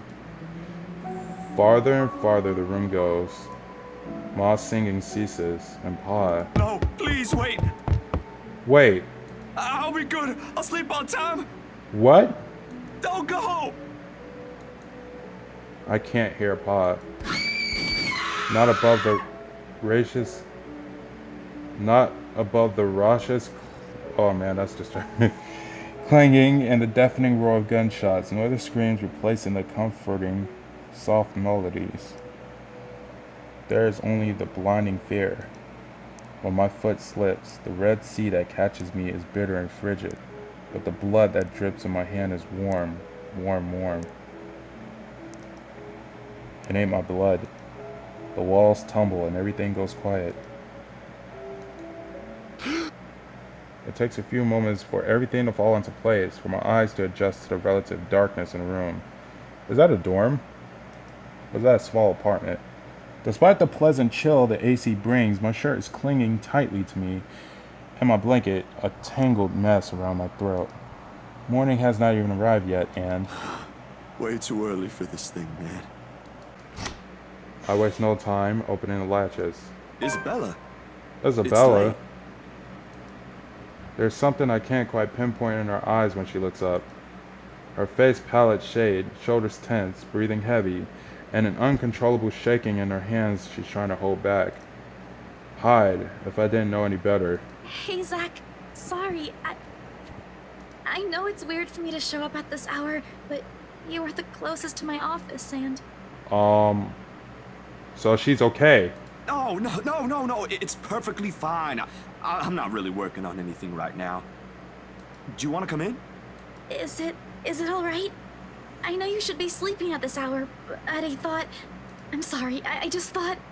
I have no idea why I went here. My feet just moved on their own after I got out of the office, and... Sorry. Hey, don't worry about it. At least you not. Ash just barges in and crashes on the couch whenever he feels like it. I swear that guy is one fine hairline away from being a criminal. Do you want to drink or eat anything? I haven't restocked my food stash yet, so ingredients may be a bit limited. But I'm sure I can whip something up with what I have here. Just water will do, please. Thanks, Zach. What? No additional food requests? That's new. I'll put something together for you anyway. Hey, feel free to make yourself at home. You ain't exactly a new visitor here. Although my room's not at its most presentable right now. Sorry. New freelance gigs and such. Didn't have time to fix things up here lately. I know how that is. It's okay. I don't mind. Anyway, gigs. Can you believe this one client we got? Boss had all my scheduled shoots shifted after they caught wind of this couple buying a new property. Really? Man, must be nice to have all the money in the world. The world itself moves for you, huh? She curled up on one side of the couch and hung on her knees close when I bring the tray carrying the sandwiches and the water she requested. She starts to straighten up as I'm unloading the contents, but as soon as I hold up my hand in a halting gesture... You're a guest. Didn't I say you're free to make yourself at home? Here's your water. Careful. The tremor in her hands, though lighter now, still hasn't subsided when she reaches out for the glass. I give her a questioning look, but she is quick to avert her eyes, keeping herself occupied by taking small gulps of water. Or maybe she just doesn't want me asking questions. Worrying. What happened? Overtime at work? Huh. I guess you could say that. She saw a fucking ghost. Yeah. Boss handed me extra work today. After what happened. Dude, why don't tell the truth, man? To Rose. Oh, Rose, man. Yeah, she... R.I.P. Rose. Why do I feel like you've mentioned her before? Sorry, I'm better with remembering faces than names. She was my coworker. That will take some getting used to. I was just talking to her the other day. Was? Yeah, it was. Did she resign or something? I think I'm missing a few details here, Bella. You've never met her. I think I did mention her once, or twice. It doesn't matter. You probably heard her name recently from the news than me. Something clicks then. A little memory from the night before. The bright red light from the dark room, the strong odor of a stopped bath, the television's barely audible murmur in the background, and a glimpse of a bloody room. The news is everywhere, even in the morning that follows. I just didn't think its effect would strike someone this close to me. Oh, damn. I didn't mean to bring that up. No, like I said, it'll take some getting used to, but it'll get better. I hope things might become a little busier for shit. me, though. I fucking skipped by accident. She left a lot of things unfinished, and I'm one of the few people in the office who knows how she works. Boss thinks the transition will be easier if I handle it.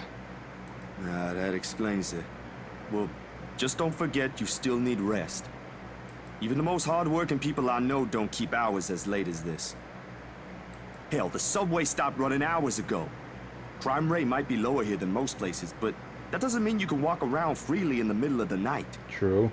It's just for today. Still a good thing you dropped by here first. I'm not just about to let you walk out here alone, especially not in the middle of the night. Who knows what else could happen? I'm not saying you should go right now, but I could accompany you home if you... No! Wait, please! Wait. The vehement tension in her voice makes me pause.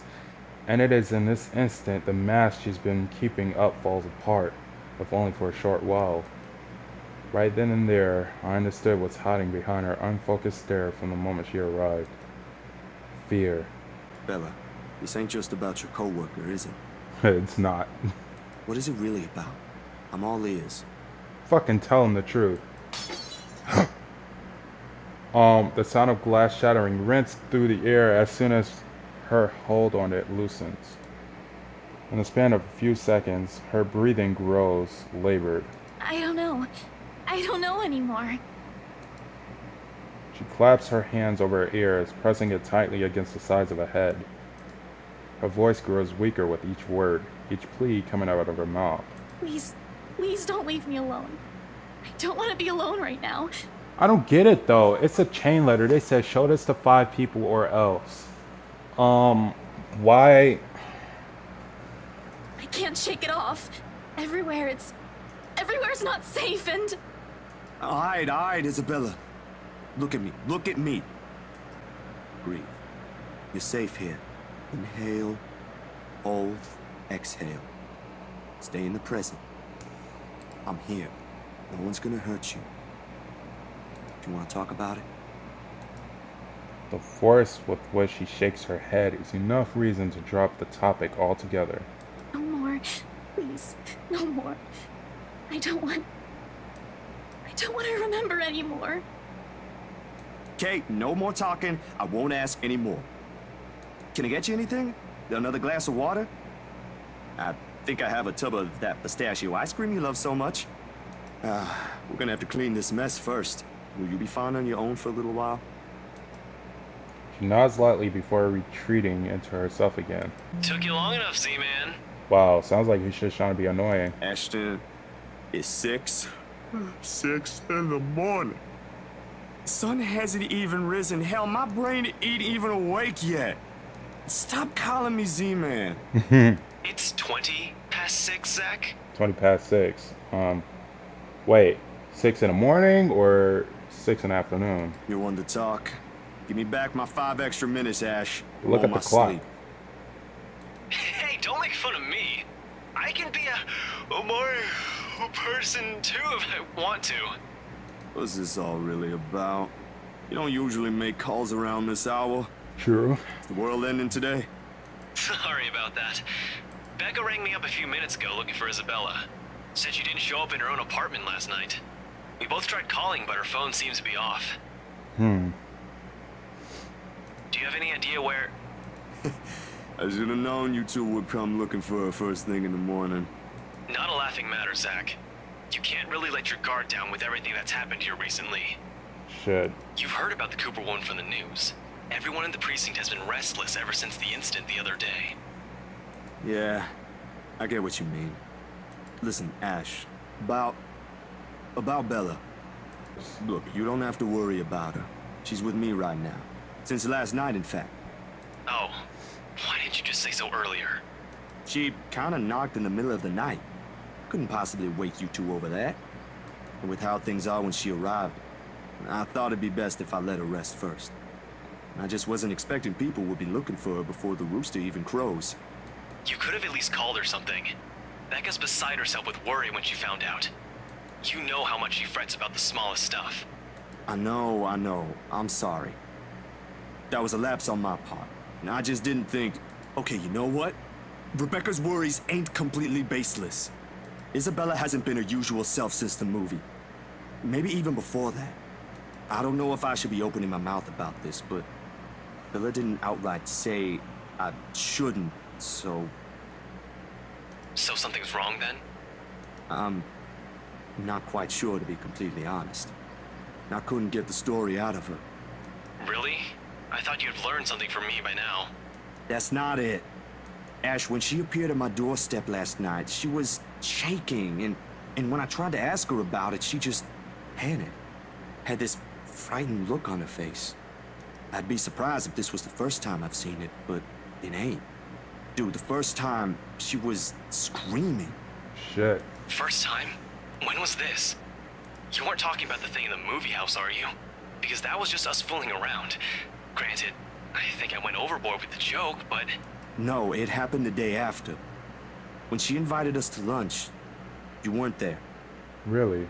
We were walking one second, and then the next, she's crying out. I'll be straight with you. That scared me shitless. Did she say anything else? Nothing. Won't tell me anything aside from a few vague words. I didn't want to push it. Where is she? Is she still sleeping? Right here with me, still sleeping. Should I wake her up or something? Let her know you guys are looking for her? No need. Let her rest. I'll drop by in a few. Today? Don't you have work at this time? I mean, I can drop her off home myself before meeting my client later. Who keeps talking? My schedule's flexible, Ash. Last time I checked, you're the one who didn't have that luxury. How on earth do you think I'm able to tag along when you need me? It's not completely out of the way. They live on the other side of the town from you, Ash. Your definition of out of the way is a little screwed up, you know. It's fine. I have some things I need to do anyway. I'll call you back. I've got to let Becca know that Scared Cat's fine. Bye. Okay, guys, we're gonna end the gameplay there. Jesus Christ, we recorded like 3 hours of gameplay of this game. I should have been ended this. Man, I've been playing since night, and it's literally like sunrise right now, and holy shit, this story is like quite addicting. We just got off the phone with Ash, and from the looks of it, Isabella is fine. I'm glad she's fine, actually. We're pushed a few days back. I think last I remember, we was on the 29th of October with I forget her name. Shit. What's her name? Hannah. Yeah. We were with Hannah, so like, actually her name was on the screen right there. But yeah, this was the 29th, and right now we're pushed back to the 24th. Yeah, pretty interesting shit going on right now. I don't know what that was about. I almost got Hannah killed. Let's see. From the looks of it, everyone already knows about what happened to Rose. I don't think Hannah and Luke actually knew about it. But I feel like since Luke was there to comfort her, I think she won't be leaving or like separating from him anytime soon. But we'll see what happens. But as always, I really appreciate you guys watching my videos. The support is just magnificent. And without you guys, I couldn't have gone this far. We're over like 400 subscribers as we speak. And man, like you guys, like I cannot thank you guys enough. Like we've kind of come so far, but we still got a ways to go. But I'm not going to give up. I'm going to keep pushing. I'm going to try to keep entertaining you guys. I know this version of this video was a little different. I just went into a more narrative perspective. But in the beginning of the gameplay, first half, I would say it wasn't really like that. But hopefully this gameplay audio doesn't it's not checkered out, if that makes sense, like choppy and shit. As always, if you guys enjoy, be sure to leave a like, comment, or subscribe, possibly share, and if you dare, and if you care. This is Diggity Sinking here, and we are signing out.